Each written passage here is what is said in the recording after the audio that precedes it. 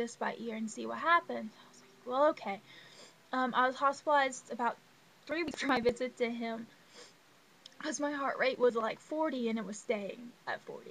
And I was having problems with this. And so they decided to do a couple tests. I had extra stress tests and stuff like that to see, and we were able to get my heart rate high. And so that was very encouraging. And after a few days, they put me on new medicines for my passing out. And I got to go home, and I was really excited about that. I loved the staff at the hospital. They're wonderful to me, and I spent a lot of time there working and as a patient, it comes to find out. But I was so happy to get to come home, and I was like, we're getting somewhere. I wasn't passing out as much, and about a week and a half later, I crashed, and my heart rate was in the mid-30s, and no one could figure out why. And I went to the hospital. I couldn't breathe. I couldn't do anything without passing out. My heart rate was so low, and my body just couldn't function with that. It was really, really horrible. And so I went to the hospital, and they were just like, we don't know what to do with you. And at that point, I was like, I don't know what to do with me either. Just fix me. So they transferred me by ambulance to the hospital, 2 hours away, where the doctor, my new cardiologist, is. And that was really scary. When I got down there, my heart rate was at like 35, and it was a new place, and I didn't know any of the staff, and it was kind of really intimidating. I didn't really know anyone in the area. I didn't want anyone from where I lived to come visit me, because I was like, you don't need to drive 2 hours just to come visit me for like an hour and then drive back. And my parents were about 5 hours away at this point, and I was just there. I had my computer, which helped a lot.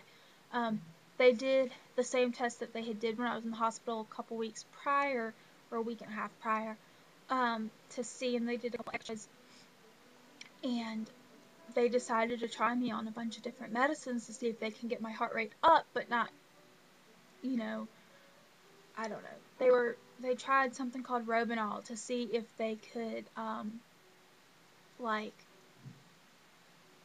decrease the neuropathic, I don't know, it's something that they give during surgery to help the body cope with the anesthesia and such. Sorry, there's people outside my window. And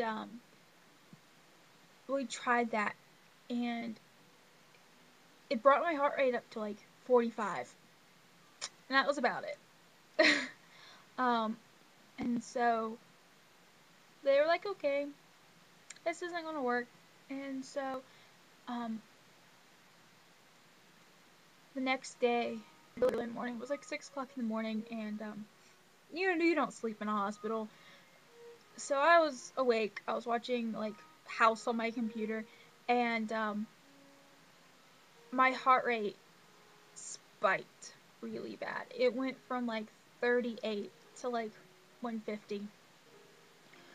I wasn't doing anything. I was laying in the bed, and all I can remember was I can't breathe.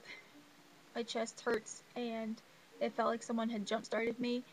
And so I'm calling out, except I can't talk at this point because I can't breathe and everything. And so I'm just kind of making these like gasping, I need my nurse calls. And my nurse comes running in, and who's just like, what happened? And I was like, I wasn't doing anything, and it was just horrible. And so the doctor comes in like an hour and a half later, and he was just like, alright, so we have a diagnosis. And I was just like, really? That's great. He goes, yeah, you definitely have dysautonomia. He was like, we don't have a reason why your heart rate just decided to take off. Your body's not regulating correctly. You definitely have POTS, because when I stand up after a while, if I'm not really slow for the day, or even if I am slow, my heart rate will jump up about 40 to 50 beats, me just standing. Some days it jumps up like 120 beats. So he decided that at that point I needed something so I didn't have these massive spikes of increasing of 100 beats or more and not doing anything. And so he put me on medicines for that, and my heart rate dropped to like 30. So we decided that wasn't working so well. Um, so I can't have any type of medicine that most people get when they have um, high heart rates. And it's really hard. Lately, I've been struggling with my heart rate spiking really high again. And um, a lot of it's been due to low potassium and low magnesium levels that they can't figure out why. They keep dropping really dangerously low. But it's just to think 2 years ago I started passing out. 2 years ago is when this journey really began. And for the first like half of it, it was a boring ride for the most part. And just now it's just crazy. I've had more hospital visits in the last 8 months than in my entire life. I've I'm in the running for a pacemaker and I'm about to turn 24, and it's really scary. But that's the only way that they think right now that anything can be fixed or treated. But I still don't want it. I'm almost 24. I'll be 24 in a month, and pacemaker's not really what I think a 24-year-old would, you know, get. And I still hope that I won't get it. It's not really what I want at all. Um, but it's crazy to think that a year ago, even today, I think a year ago today, I was actually in the hospital, or in the emergency room at least. um, but no, it was for something else apparently. Um, but I've been hospitalized twice in the last 2 weeks, and it's really sad that my professors no longer, when I email them and I'm like, I can't get there, I'm literally crawling around my apartment, because I can't stand up, or I'm going to pass out if I show up in class, and I don't want to be that kid, anymore.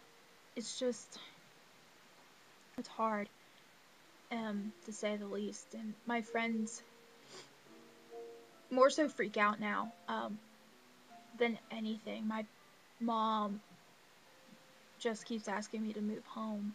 She's not excited that I live in an apartment by myself. But it's really hard having a roommate, I think, when you are constantly sick and you're passing out. I could not imagine having to be like my own roommate and having to like feel like you have to help her with everything. Um, I don't know. It's just weird to think about that. But yeah, 2 years. It blows my mind that I know 2 years um, of passing out, and now's worse than it was when I started. And I just wonder, where am I going to be in another year? Where am I going to be in 2 years or 5 years or 10 years? Are they ever going to find a cure? I like, I don't know. I'm determined. Determined. I still want to go in the medical field. I might not be able to be the emergency physician that I wanted to be, but I still want to go into the medical field, even if it's just research, to research like autonomic stuff, that would be really cool for me too. So who knows? I'm really excited about what the next year brings, health-wise. I know it's really weird, but I'm still hoping to get better. Still hoping that I'm gonna grow out of it. I'm still hoping that maybe they'll find a cure. So, who knows? There's always hope, and to lose hope is to give up, and I'm not willing to give up at all.